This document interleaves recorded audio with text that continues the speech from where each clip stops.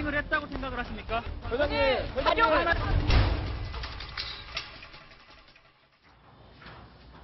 자, 박지만 회장과 정윤회 씨의 갈등, 바로 이 미행설에서부터 출발을 했는데 지금 이 실체가 드러나질 않고 있습니다.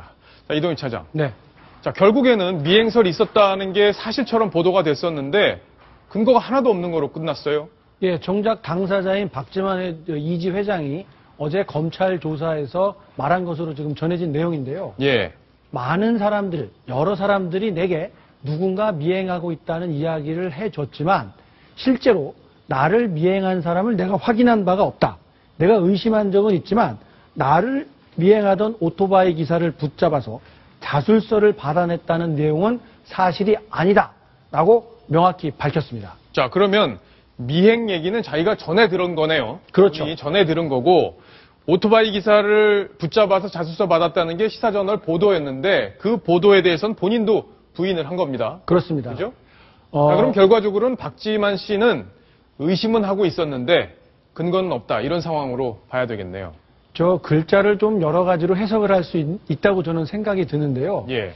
미행이 없었다라고 말을 하면은 되는데 미행하던 오토바이 기사를 붙잡아 자술서를 받아냈다는 것은 사실이 아니다. 이렇게 표현을 했단 말이죠. 예. 그래서 미행이 실제로 있었는지 없었는지에 대해서도 조금 더 설명이 있어야 될 것 같고요. 다만 그 자술서를 받아냈다는 것은 사실이 아니다라고 명확히 밝혀서 이 찌라시나 이 청와대에서 만들었던 문건 속에 나오는 이야기들이 그리고 올해 3월 달에 이 시사저널에서 보도했던 내용이 사실이 아니다라고 전면 부인한 꼴이 됐습니다. 예. 자, 이 미행설 그동안 전국을 뜨겁게 달궜었는데 결국엔 실체가 드러나질 않았습니다. 박성훈 논설위원, 네. 어떻게 평가할 수 있을까요?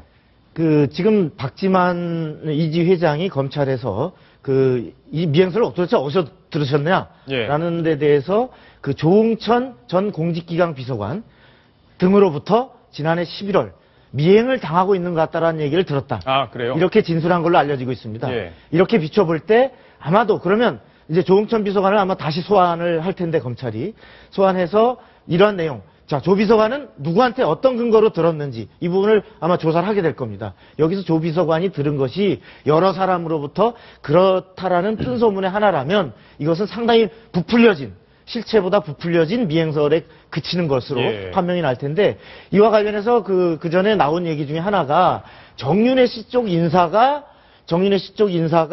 이 미행당하고 있다는 귀뜸을 해줬다. 박지만 회장 쪽에.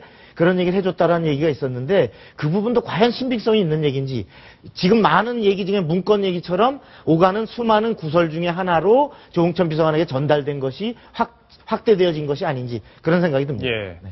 결국에는 뭐 조응천 지금 전 비서관이 주장했던 것들이 지금 입증이 안 되고 있는 그런 상황이 계속 이어지고 있는데 이동희 차장 어떻게 봐야 됩니까? 지금 그 박지만 이지 회장이 아니다라고 부인을 했다면 예. 왜 그동안 이 장시간에 걸쳐서 침묵을 지키고 있었을까 궁금해하시는 분이 많을 텐데요. 저는 이렇게 해석을 할 수 있을 것 같습니다. 이 조응천 전 공직기강 비서관으로부터 청와대 문건과 관련된 이야기를 듣고 기자로부터 문건을 전달받았다. 이 자체만으로도 큰 문제가 될 수 있기 때문에 그 내용을 공개할 수 없었던 것 아닌가. 예. 이런 생각이 들고요. 또 이 자술서를 받은 게 없다라고 손을 그은 것은 자신이 지인들을 통해서 미행에 대해서 어떤 맞대응을 했다. 그래서 어떤 불법적인 요소가 있을 수 있는 요소를 사전에 차단한 것 아닌가. 예. 이런 판단도 들게 합니다. 네. 자, 이동희 차장의 분석까지 정리를 해봤습니다.